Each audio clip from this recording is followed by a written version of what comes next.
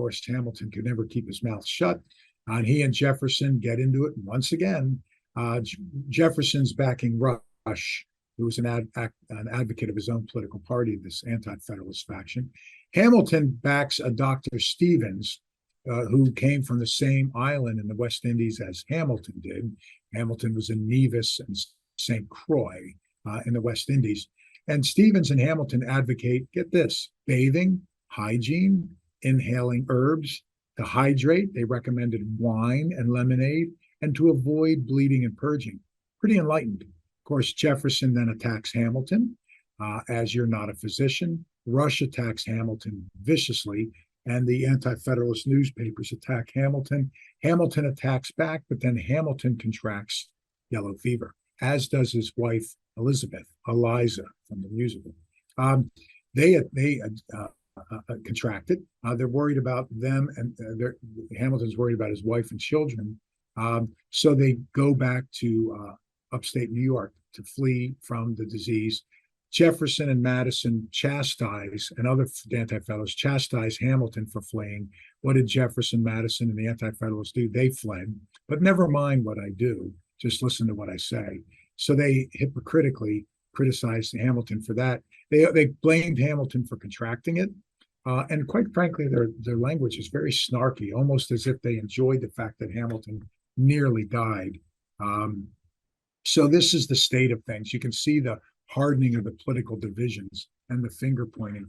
The two factions start to merge into political parties, and one of the key factors in the creation of the Federalist Party and the Anti-Federalists, known as the Jefferson Republicans or the Democratic Republicans, is this disease. People refuse to wear masks of that political ilk. They refuse to socially distance.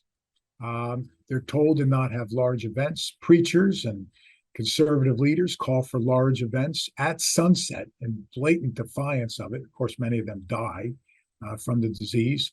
Vigilante squads pop up in cities around the country. Anyone from Philadelphia trying to get there, the vigilante squads were attacking them.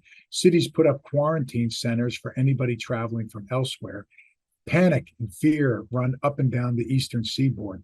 And inevitably, the same folks behind all that start to blame blacks, blame Jews, and blame immigrants for the disease. So the city, the capital, and the East Coast is in the grips of this xenophobic, anti-immigrant, bigoted kind of fear-mongering.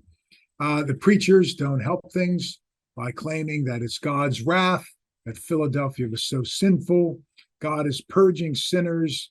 One preacher, Justice Christian Helmet, he announces that sword, famine, and pestilence are the servants of the Lord, whom he sends or retains at his pleasure. So the city's preachers claim that it's retribution. Why? Because Philadelphia's sinful. They point, in addition to blacks, Jews, and immigrants, they point at the theater. Philadelphia had the largest theater in the country, and they brought over 70 actors from Europe, and they were hosting large theater productions. The preachers and the conservatives in that party start to call the theater the synagogue of Satan. So anti-Semitic, bigoted, fear-mongering, and they demand that the theater be shut down. To Mayor Clarkson's credit, he doesn't shut the theater down. So the evacuation occurs in September. The mass exodus from the city, almost half the population flees the city. You can see that perhaps up to 20,000 people fled. I believe it might have been more because records were sparse at the time. Because high-profile people like Hamilton and his wife contracted it, everybody's panicking. The Hamiltons fled. John Todd and his child die. That was the person who would become Dolly Madison. That was her first husband. She was Dolly Todd. She loses her son and her husband. She would later marry Madison. Samuel Powell, who was America's mayor, not Rudy Giuliani, but Samuel Powell was the great revolutionary mayor and leading politician in the city. He refuses to abandon his beloved city to show strength for the public, and he dies. Benjamin Rush contracts it and nearly dies. On September 10th, George Washington does the unthinkable. He orders that the federal government shut down, and he abandons the city. He was begged to leave the city by none other than former Mayor Samuel Powell's wife. Eliza Willing Powell. Washington, you have to live. If Washington dies, where are we?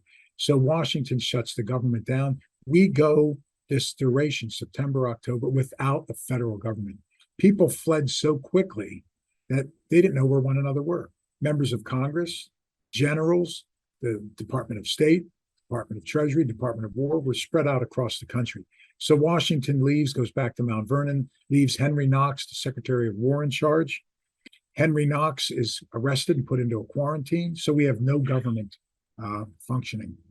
Hamilton, Jefferson, the sequel, not only are they fighting over treatment and causes, but they're fighting over evacuation. Jefferson says they shouldn't evacuate, but of course he evacuates, as does his party. They criticize Hamilton for leaving. But they're also fighting over when the government should return to Philadelphia. George Washington wants the government to return as soon as possible. We're vulnerable. However, they get into a huge constitutional fight.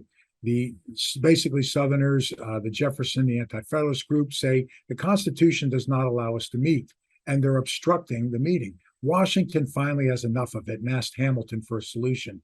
And Hamilton and Washington decide if there's an emergency, we can convene Congress elsewhere. So they meet in Germantown. Why? October 31st, no new cases of yellow fever at Bush Hill, so they fly the white flag. There's the home Washington met in with the cabinet. And then on November 11th, as everybody's debating and Jefferson and Madison are saying you can't go back into the city, Washington on a Sunday gets on a horse and rides to the city himself to prove it's okay. The frost killed the mosquitoes. On December 2nd, Congress arrives and we endure. So what's the legacy of this outbreak? Political parties formed. Philadelphia would create the first public waterworks in the country, public health standards, hygiene. The debate over should the capital stay in Philadelphia? Now the answer is no. Move it to the shores of the Potomac. The population shift, people start to move out of the cities into more rural areas. This is one of the first arguments to end the Atlantic slave trade because they realized the slave trade was bringing diseases, and at least 10% of the capital city died. Extrapolate that to today.